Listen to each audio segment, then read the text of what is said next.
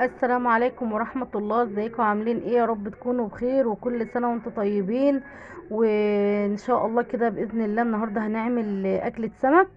قلنا بقى كفاية فراخ ولحوم، بقى نعمل بقى أكلة سمك حلوة كده. معايا هنا دي بلاميطة، احنا في دمياط بنقول عليها بلاميطة. في ناس تانية بيقولوا عليها مكاريل، على حسب ما انت بتقول عليها. المهم ان دي بلاميطة او مكاريل. كان معايا البلاميطة دي في الفريزر، كنت عاملاها في الاسبوع اللي فات وكانت الكمية كبيرة، فعنت كده شوية كده منها في كيسة في الفريزر بالتتبيلة بتاعتها بالثوم بتاعها بكل حاجة. هنعملها بقى النهارده صينيه. معايا كده بصلايه متوسطه قطعتها بالشكل ده كده، وهبتدي بقى ان انا اشوحها كده. عايزه اقول لكم ان الصينيه دي خطيره بجد. البلاميطه او المكاريلي بالطريقه دي جميله جدا. طبعا هي لها طرق كتيره جدا. عملناها مقليه وبنعملها مشويه وسنجاري وكل حاجه. فقلت بقى النهارده كده معايا سردين كمان، هقلي سردين. فقلت خلاص طالما معايا نوع مقلي بلاش اقليها، وقلت اعملها صينيه. فمعايا بقى البصلايه كده بدات تدبل. هبتدي بقى انزل بالبهارات. كزبره ناشفه، وكمون، ورشه من الشطه، ورشه كمان من الفلفل الاسود، ونظبط الملح. بس هي دي كل البهارات اللي معانا. طبعا ما حطيتش توم لان التوم في زي ما قلنا السمك متبل، علشان انا كنت عيناه بتتبيله القلي يعني. هندي بقى تحميصه كده للبهارات زي ما احنا متعودين بالبصله. وهنجيب بقى كيس صلصه كده من الصلصه اللي كنا مفرزينها مع بعض. طبعا ده اوانها بقى. بدأنا ان احنا ناخد من الصلصه اللي احنا مفرزينها في الفريزر مع بعض. وبحط كده بنزل على طول كده بالكيس الصلصه وهيفك معايا بكل سهوله. خلاص كده الصلصة بتاعتي بدأت تفك خالص بالشكل ده كده، وكمان هي متسبكة نص تسبيكة، فمش هتاخد وقت طويل على النار.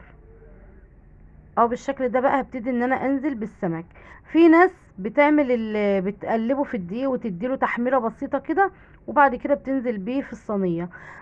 انا لا، انا بعمله كده لان بحس ان لما بعمله بالدقيق وبقليه نص قلية وباجي احطه في الصينية كده، بحس ان طبقة الدقيق ديت بتبقى معجنة شوية. انما لما بيتعمل كده بصراحة بيبقى خطير جدا. اهو ببتدي بقى ان انا اقلب كده السمك، وكمان احط الصلصة كده، اغرقه بالصلصة من على الوش كده علشان يكون متشبع كويس اوي بطعم الصلصة الحلو قوي ده. اهو بالشكل ده كده. وهيغلي بقى الكلام الجميل ده كله مع بعضه. وخلاص كده يعتبر الصينيه بتاعتنا جهزت معانا. هغطي عليها بقى وهدي عليها النار واسيبها تستوي. معايا بقى هنا معلقتين كبار كده من الثوم المفروم. هننزل عليه بكزبره وكمون وشويه شطه، وهنظبط الملح زي ما اتفقنا مع بعض. وهقلب كل الكلام الجميل ده، وهديله بقى ليمون. عصرت يعني كميه حلوه كده من الليمون اهو. كانت فصلت الكاميرا، بس انا عصرت يعني شويه ليمون حلوين كده على التتبيله الحلوه دي. وهقلبها بالشكل ده كده. وهبتدي بقى ان انا اخد السردين بتاعي. عايزه اقول لكم السردين ده انا غسلاه كويس قوي قوي قوي تحت الحنفيه وتحت الميه جاريه كده، ولحد ما بقى زي الفل. هو اصلا طازه كده وصابح زي ما انتم شايفين كده، لونه فضي كده وبيلمع. السمكيه بجد يعني ماسكه نفسها كده وطازه وما شاء الله عليها. طبعا هقلب بقى السردين بالتتبيله دي. في ناس بتعمل السردين بتحطه في الدقيق كده على طول من غير تتبيله، وبعد كده بتعمل له التتبيله بتاعته بعد القلي وبترش التتبيله عليه. بصوا يا جماعه، يعني كل واحد على حسب ما اتعود. هنا بقول لكم ان خلاص الصينيه استوت، وهدخلها بقى الفرن. كل واحد على حسب ما اتعود. والاكل ده يعني هو اذواق، وكمان يعني موروثات احنا بنورثها من اهالينا. انا طول عمرنا بنعمل السمك كده. انما ان احنا نقليه وبعد ما نقليه نرش عليه التتبيله والملح وقصدي والليمون والخل وكلام من ده بيطرى. انا بلاقيه بيطرى. انا بحب اكل السمك يكون متحمر ناشف، ما بحبوش يكون بايش كده وطري. فهي اذواق. طبعا انا بدأت بقى ان انا اعمل الرز، قلت بقى هعمل شوية رز بالشعرية كده. عندنا في دمياط الرز بالشعرية جنب السمك، يعني بتوع القاهرة بيعملوا الرز بالشعرية جنب الخضار، جنب الطبيخ. احنا عندنا لا، احنا عندنا الرز بشعرية مع السمك، الرز الابيض مع الخضار. فبقول لكم كل واحد على حسب سبحان الله ما اتعود في بلده ومع اهله يعني، وكل الطرق حلوة وكل الطرق جميلة. طالما انتي متعودة على الحاجة وبتحبيها اعمليها زي ما انت عايزة وعلى مزاجك وعلى هواكي، لان الاكل ده يعني نفس، لازم تكوني بتاكلي الحاجة بنفس. خلاص كده الشعرية بتاعتنا اتحمرت. سلامتك يا حبيبي. الحمد لله ابني تعبان بس شوية، فاللهم لك الحمد، يعني ادعوا له وربنا يشفيه.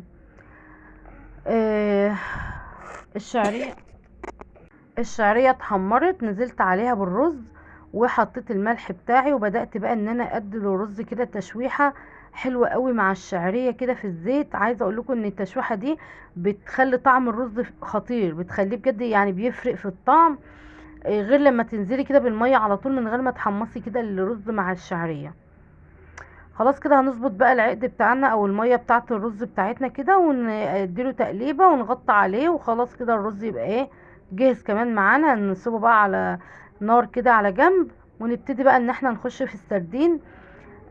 شوفوا بقى، باخد بقى السردين كده اتنين باتنين، وببتدي ان انا ابدرهم بالدقيق، واخد الديل الزقه في الديل والزقهم الاتنين في بعض. في ناس بتعملهم بالتلاتة وبالاربعة على فكرة، وبقى شكلهم حلو قوي وبيتقلوا كده، وبتيجي تاكلي بقى تطلعي كده التلاتة مع بعض الاتنين مع بعض، بتبقى حلوة قوي بصراحة. بس يعني ايه، انا قعدت عملت شويه كده، وبعد كده ما عادش جالي طقطان بقى، ولا عاد جالي خلق ان انا اكمل الكميه كلها بنفس الطريقه دي. بدات ان انا اخد بقى السمك بتاعي كله ابدره في الدقيق وانزل في الزيت. بصراحه يعني ما اكذبش عليكم يعني، بس انا قلت اوريكم الطريقه دي حلوه قوي اهو بالشكل ده كده. طبعا الزيت ده كان مكانه بطاطس، فقلت خلاص بقى هقلي فيه السمك اه بالشكل ده كده. هنقلي بقى السمك كده. عايزه اقول لكم ان السردين ما بياخدش وقت طويل على النار وبياخد لون بسرعه.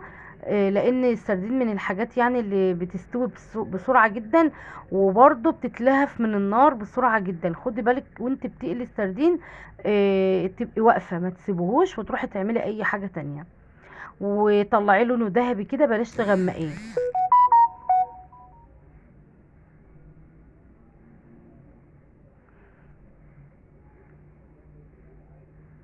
قولولي بقى مين زي كده بياكل بقى بيفطر وبعد كده دماغه بتتقل وبيحس ان هو دخل في غيبوبة وعايز ينام في مطرح ما هو قاعد. انا عندي مشكلة في الصيام بجد يا جماعة، يعني الحمد لله ولا جوع ولا عطش ولا اي حاجة، بس لما بفطر دماغي بتتقل جامد قوي، مش عارفة ليه كده. عايزه اقول لكم ان انا هنا في اللحظه دي كده كنت نسيت ان الكاميرا مفتوحه، وبنتي كانت مضايقاني، رحت زعقت لها ونسيت ان الكاميرا مفتوحه، ورجعت ببص لقيتها بتعد، فاستغربت قوي وانا سبتها ورحت. للدرجه دي البت كانت معصباني. ربنا يهديهم يا رب بحق هذا الايام المفترجه ويصلح حالهم يا رب. هقلب بقى بالراحه كده عشان ما يتكسرش معايا، وزي ما قلتلك طلعي لونه ذهبي. نكمل بقى موضوع الفطار. بفطر واخد واشرب كوبايه الشاي، واصلي المغرب واصلي العشاء، وفجاه بلاقيني دماغي تقلت جامد. ساعات بقاوم الاحساس ده وبقوم اغسل المواعين او اشوف ورايا ايه، وساعات ما بقدرش. أه لان بنام شويه وبصحى بقى ايه اقرا في القران شويه واستنى السحور وكلام من ده. ما شاء الله كده الصينيه بتاعتنا طلعت من الفرن، بسم الله ما شاء الله. عايزه اقول لكم ان شويه صلصه زي العسل، والسمك كان طعمه خطير ما شاء الله. بقى ده السمك بتاعنا، صينيه السمك والسمك المقلي السردين، وكمان حطيت غرفت الرز، وكمان حطيت عملت شويه سلطه، وعملت عصير فراوله. وده الورق العناقيد بتاعه الكرنب اللي احنا كنا عاملينها مع بعض مملحينها مع بعض في الفيديو بتاع المحشي. بسم الله ما شاء الله. دي كانت السفرة بتاعتنا وكان الفطار بتاعنا. الحمد لله والشكر لله، ربنا يا رب يديمها نعمة ويحفظها من الزوال، والحمد لله على كل شيء.